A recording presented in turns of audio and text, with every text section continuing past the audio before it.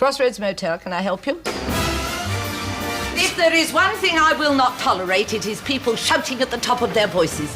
There's nobody like Noele Gordon. You approve?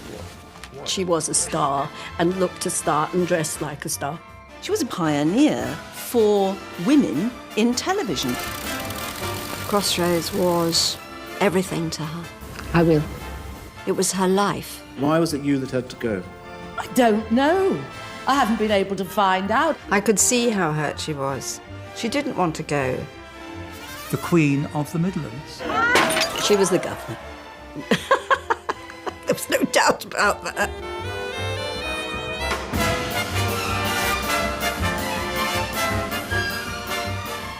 I'm Meg Mortimer, and this is my motel. In the 1960s and 70s, 18 million viewers checked into the Crossroads Motel every weekday tea time. Mr. Chance. Mrs. Mortimer. To follow the life of series matriarch Meg Mortimer, played by Noele Gordon. He lost. I've got to pay. She used to have this wonderful statement to new people coming and say, oh, there's no stars in this programme. And we'd think, The star was born on Christmas Day 1919 in East London. With her father away in the Merchant Navy, she was brought up by her mother, known to all as Jockey. Nolly's mother was known as Jockey mainly because of her size, I think. She was a very, very petite lady, and she was a huge influence in Nolly's life. She desperately wanted me to be in the theatre. From the moment I was born, I didn't have a chance, because she had indeed always wanted to be on the stage, but was far too shy. Encouraged by Jockey, Noele studied at RADA and quickly found work as an actress. Throughout the 1940s, she earned a regular living on the stage and in occasional films. Good evening, Mrs. Robinson. We just thought we'd pop over to say goodbye. Hello, Mrs. Robinson. Hello. This time tomorrow you'll be rocking in the cradle of the deep, eh? She was great. She was talented. She could sing. She could act. And I remember doing her hair. I mean, she'd be going out to dinner, very glamorous after the show. And she would say, can you come in? And I used to put it up in a ponytail for her. And off she would go to have a lovely dinner with you-know-who. You-know-who was the married theatrical impresario Val Parnell. 29 years her senior, Noele had a long-term affair with him, which started when she was just 19. Val Parnell ran the London Palladium, and for years and years there was a show every Sunday night, Val Parnell's Sunday Night from the London Palladium. Val Parnell, dynamic, tall, handsome, and could give us all work, yes. She did think that he was going to, at one stage, or some stage, leave his wife and marry her. By the time she was in her mid-30s, Noele found fewer acting roles available. Encouraged by Val, she looked for opportunities in the fledgling television industry. Noele was really helped, I think, in the early days by two people. Val Parnell, certainly, but also Lou Grade, who was her agent for a while. In 1954, TV mogul Lou Grade offered Noele a job as head of lifestyle programs for his brand new company, ATV. Her first mission was to cross the Atlantic to research the techniques of American broadcasters. She went to New York and spent a year studying daytime television and the techniques and the style of daytime television, which then was, quite revolutionary. We weren't doing it here. So she was a great pioneer. On her return, Lou sent her to Birmingham to work for ATV Midlands, where she put her American knowledge to good use, creating and presenting the UK's first lifestyle programme, Lunchbox. she was really like queen of lunchtime. And, daytime television really didn't exist before she did some. I'd love to see you doing the can-can. I'd love to see me doing the can-can. You never can tell. Who knows? You never can tell, I think. Oh, can-can! It was the camera turned inwards on women and what women found interesting and what women wanted to talk about. And then she would just get up and do a bit of cabaret at the same time. Who would I answer yes to? Noel would try anything. And when it was suggested that it might be a nice idea if they came up with a new programme, Noele Gordon Takes the Air, the first reaction was, yeah, I'll be in on that. She was the first woman ever on television to learn how to fly and actually got her pilot's licence. So she paved the way for all of us who came later on. We owed a lot to her. My funny Valentine. Despite success on screen, Noel suffered a personal blow as her 20-year affair with Val Parnell came to an end. You make me smile. She was terribly stoic about, as only Nolly could be, because she said, well, of course, he was Catholic, and I quite understand, he felt he couldn't go against his vows, etc. And that was fine until he suddenly marries his secretary, who is, well, I don't know, much younger, and that broke her heart, I think. If you ever... Disappointed in love, she threw herself into her career. Then, on the 21st of November 1964, ATV launched a new 5-night-a-week soap opera that would make Noele Gordon the most recognised face on British television. The story of Crossroads, it was about a motel in the Midlands, and Meg, Noele Gordon, ran this motel. And you still find time to do shopping in the town? Well, I've got to, you see, because I've only got a teenage daughter helping me. My schoolboy son isn't a lot of use, and we're expecting a Spanish cook. I think the idea right from the word go was that she would be the central sort of pivot of the whole show. You, Meg! You, right under my very nose. Me, the idea Midlander? You, the centrepiece as a Midland. Jimmy Gudgeon, you're demented. There was only 8 of us, you know, and we did 2.5 hours of television with no retakes every week. Oh. Did get the adrenaline going, though. Because Crossroads, we shot as live. We started with scene 1 of part 1, and we went straight through, because we had no editing, straight through until the end of part 1, and then we stopped.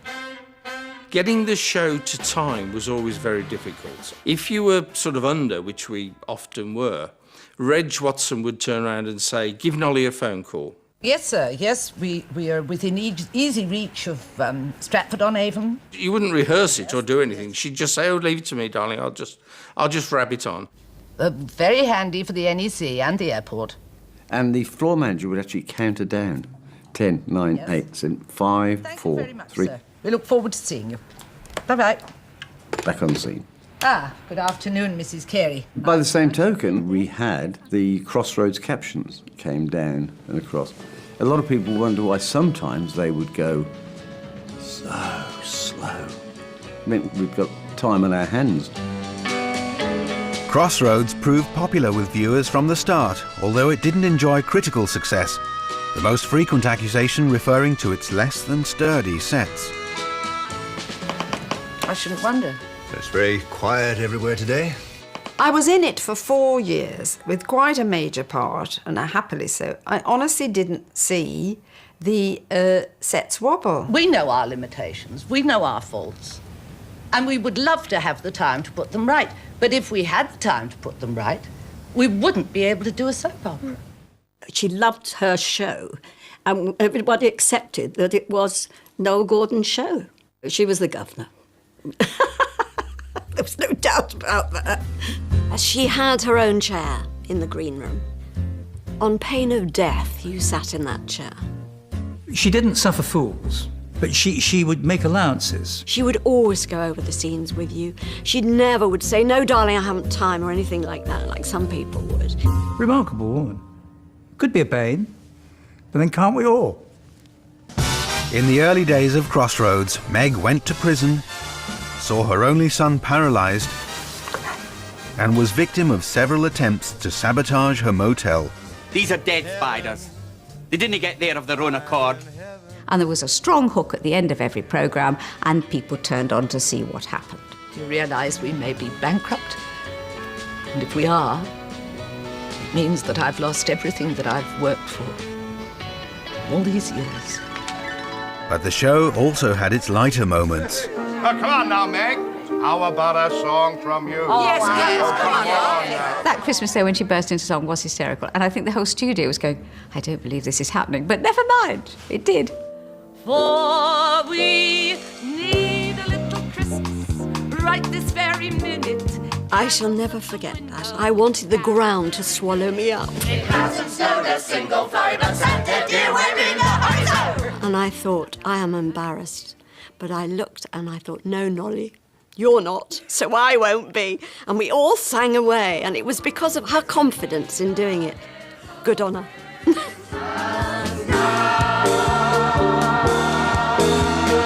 Mum, well, when did you... Get back just now. But when did you decide to come back? Why didn't you tell us? Warn you, you mean? Throughout the 1970s, Noele Gordon was the undisputed queen of ATV and Crossroads. Within the studios, she was a presence, and you knew when Noele was in the building. It was almost as though they hung a flag. The Queen of the Midlands. That's what she was known as. I declare the lens and shutter bar.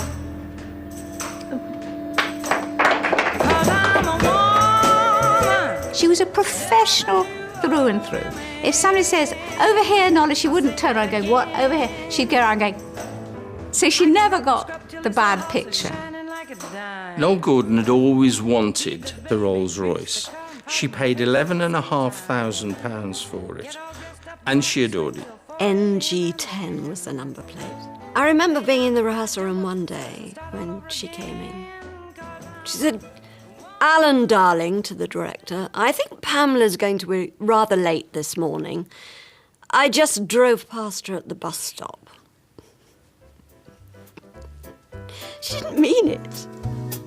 By 1975, over 18 million viewers were regularly watching Crossroads, many of them for one reason only.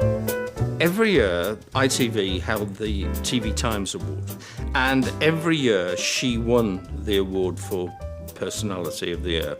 And she was winning it so many times that it became embarrassing because sort of nobody else was getting a look in. So they created sort of a Hall of Fame that she then went on to win that every year as well.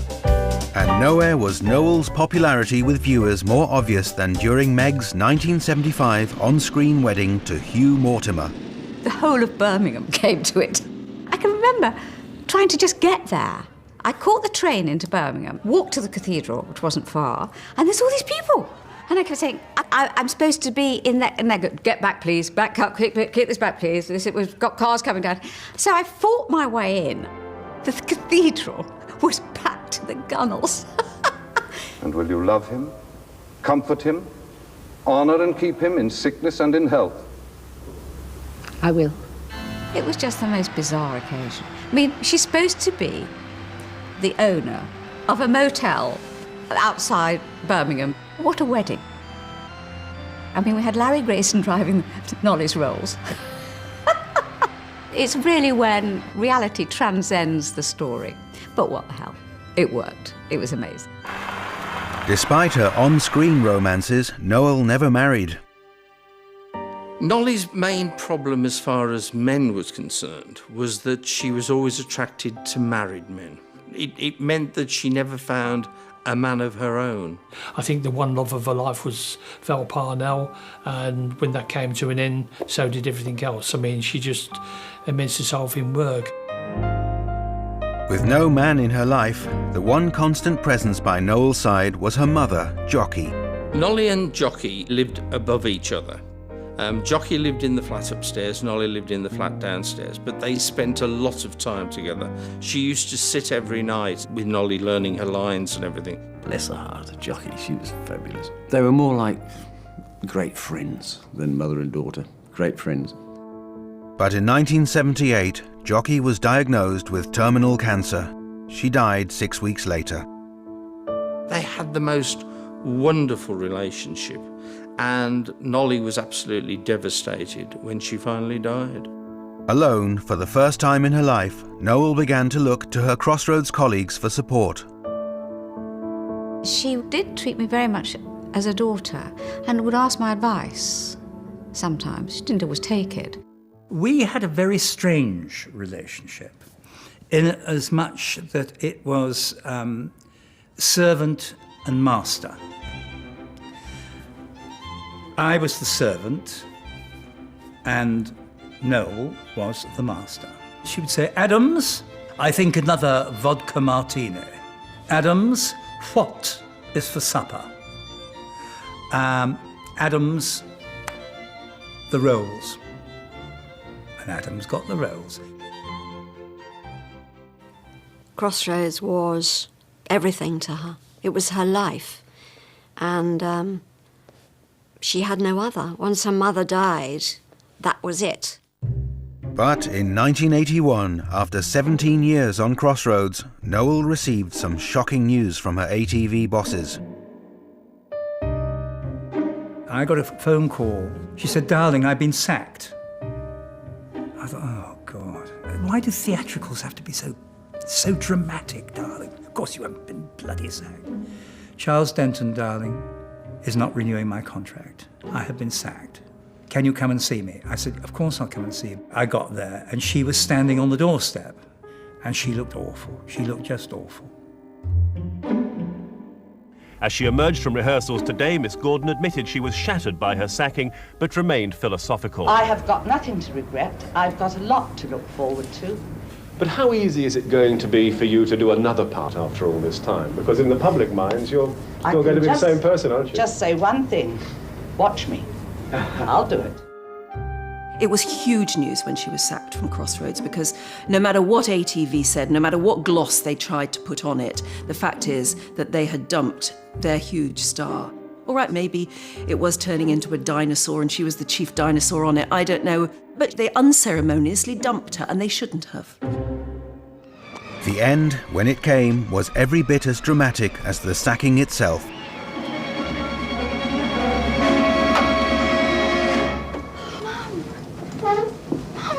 I thought you would. It was a lovely, lovely scene. And the awful thing was, there was Noele, this was her, her swan song, really. I'm going away. How long? If that means when am I coming back, the answer's never. I've turned my back on the motel. My life there's finished. And we were both very emotional about it. And I think all the crew were, too. Goodbye. It was a wonderful time in a way, but it was, oh dear, it was bittersweet. Meg set sail on the QE2 on the 11th of November 1981. Later that evening, Noel appeared on a chat show to talk about her sacking. It's a high-rating programme. You're the linchpin of it. Why was it you that had to go? I don't know. I haven't been able to find out. I could see how hurt she was. And in fact, I liked the fact that she said it as it is. I'm sober and clean and quiet living, and I learn my lines, and they just suddenly, Don't waffle about and say, no, it's fine, no, it's not fine. She didn't want to go.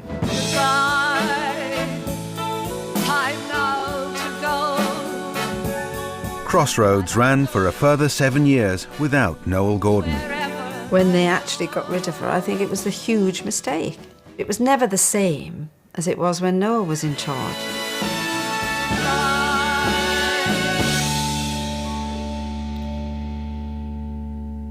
Goodbye. But it wasn't goodbye.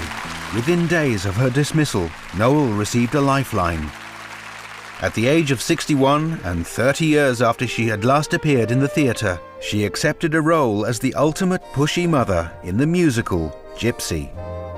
I don't think she was too sure about going back on stage, but she made a decision, and when she made a decision, she put her heart and soul into it. But I at least gotta try. It was tremendously brave of her. I'll never forget the first night at Leicester. Suddenly, a lot of London theatricals were there, agents and producers and that. And you knew that quite a few of them thought that they were going to see her fail. And it was wonderful because they were on their feet with everybody else at the end. But not wrong. For the next 2 years, her theatrical career went from strength to strength. The realisation you've been tricked. That dirty Sebastian! But in 1983, Noele suffered a devastating blow when she was diagnosed with stomach cancer. She looked at me and she said, "We're going to beat this." And I said, "Yes, we are." And when she went to see the specialist, he said, "Well, of course, you'll retire now, you'll pack up." And she said, "No way." Noele underwent treatment and less than 6 months later was back on stage in the musical No, No, Nanette. For someone like Noele, getting back on stage was important, you know. And at first, we thought she was going to be okay. But then, sadly, it wasn't to be. Just 3 weeks into the run, she was rushed back into hospital. She said, "I am so, so scared." And I just thought, oh my God. Because, don't want to sound flippant, but she's a bit like an old groin on Brighton Beach. It was one wave after the other over her, but she still stood there. And she knew that she wasn't going to be standing there. Noele Gordon died on the 14th of April, 1985.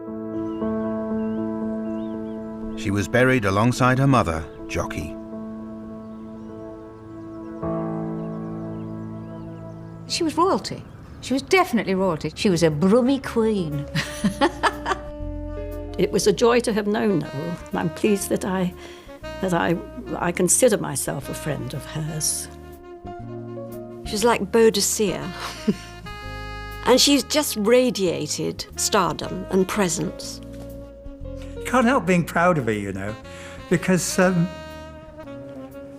there's nobody like Noele Gordon.